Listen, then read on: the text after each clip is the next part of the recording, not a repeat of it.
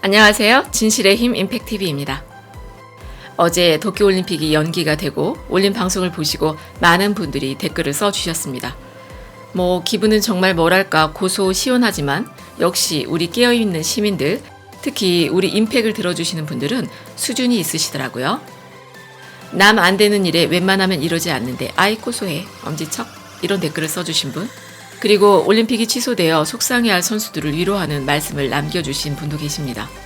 역시 레벨이 다르죠. 우리 임팩을 시청해주시는 분들은 말이죠. 그래서 생각을 해보니 저의 입을 빌어서 조금만 더 시원하게 해드리고 싶어서 일본 도쿄올림픽 취소 기념으로 아베 무능 베스트 3를 준비해봤습니다.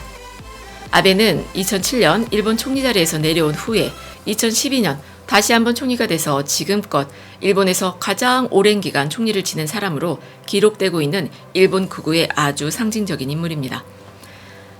제가 개인적으로 꼽아본 아베 무능 베스트 3입니다. 첫 번째, 사라진 연금 사건. 2007년 5천만 건의 연금 납부 관련 기록이 없어진 전대미문의 사건입니다. 게다가 이 기록이 천재지변이나 화재 같은 사고로 인해서 없어진 게 아니라 당시 공무원들의 업무 태만으로 인해서 생긴 일이라서 더 충격이 컸는데요.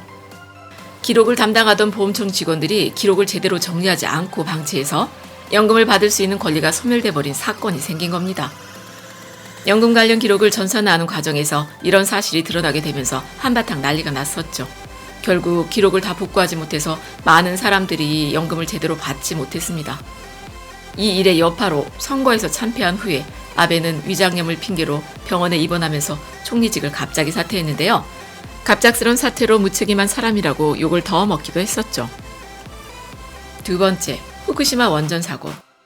2011년 동일본 대지진이 일어났을 때 후쿠시마 지역에 있던 원전이 가동을 멈추고 폭발한 사건입니다. 자연재해로 일어난 사건인데 이걸 아베가 무능하기 때문에 생긴 일이라고 할 수 있냐고 생각하는 분들도 계실 텐데요. 시간이 지나고 사건을 되짚어 보니 후쿠시마 원전 사고가 천재지변이 아니라 인재였다는 겁니다. 일본의 국회 조사위가 후쿠시마 사고는 인재라고 이미 결론을 내렸는데요. 이미 2007년부터 원전이 쓰나미로 인해 피해를 입을 수 있기 때문에 새로운 내진 지침에 따라 대비해야 한다는 보고서를 도쿄전력 측에 제시를 했지만 도쿄전력이 비용 등의 문제로 제대로 대처를 하지 않은 게 사고의 근본 원인이었습니다. 그러니까 미리 대비를 했다면 막을 수 있었던 문제였다는 것이죠. 냉각수를 가동시키는 비상 발전기만 제대로 된 위치에 설치를 해놨어도 내부 온도가 올라가면서 폭발하는 일을 막을 수 있었다는 거니까요. 일본 아베 정부의 관리 소홀로 전 세계에 최악의 민폐를 끼치는 인재였다는 겁니다. 세 번째, 근로통계 조작 파문. 가장 최근에 있었던 일입니다. 2019년 1월에 밝혀진 일인데요. 전수조사해야 하는 근로 관련 통계를 무려 14년 동안이나 일부 샘플링 조사로 진행해서 일본의 경제 통계가 부풀려지기 시작했다는 겁니다.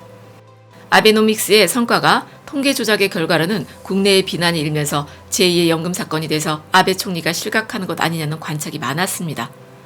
왜냐하면 이 통계가 세금이나 연금, 사회보장보험 지급의 기초 데이터로 활용이 되면서 연금은 물론이고 고용보험이나 산재보험을 덜 받은 사람들이 2015만 명이나 된다는 거니까 일본 국민들이 입은 피해는 정말 어마어마하지요.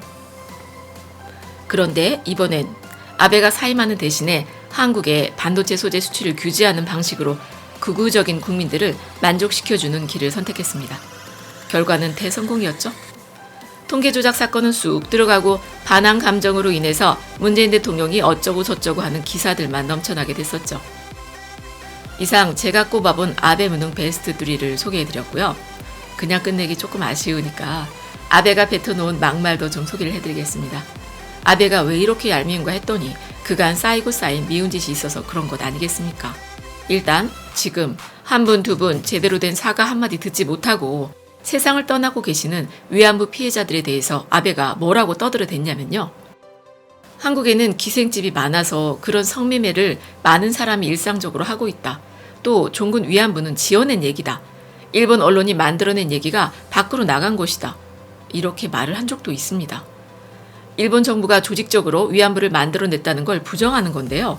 이렇게 길을 쓰고 덮으려고 해도 절대 덮을 수 없는 문제가 있다는 걸 일본인들이 반드시 깨닫게 해줘야 하지 않겠습니까? 주변국에 대한 과도한 배려는 진정한 우호로 연결되지 않았다면서 침략이라는 건 어떤 관점에서 보느냐에 따라 다르게 정의할 수도 있다는 헛소리를 또 해댔는데요. 식민지 시절을 거치면서 한국이 근대화됐다는 뉴라이트 역사관을 보는 듯한 망언입니다. 역시 두 나라의 극우들이 찰떡같이 통하는 구석이 있는 모양이에요. 1급 전범을 다 모아놓고 심지어 우리 조상들까지도 돌려달라는 유족들의 요구를 무시한 채 합사해놓은 야스쿠니 신사에 대해서도 참배를 고집하고 있습니다. 나라를 위해 생명을 바친 사람들을 참배하는 것은 총리의 책무다. 다음 총리도 그 다음 총리도 참배해야 한다고 하거나 국가를 위해 목숨 바친 영령에게 존경을 표하는 것은 당연한 일이라고 하면서 일본의 침략 전쟁으로 인해서 피해를 입은 사람들의 입장은 정말 눈꼽만큼도 생각하지 않는다는 겁니다. 단재의 신채호 선생님께서 말씀하셨죠. 역사를 잊은 민족에게 미래는 없다라고 말이죠. 독도가 자기네 땅이라고 기어이 교과서에 적어넣는 그 후안무치한 행동이야 뭐 말할 것도 없을 것 같습니다.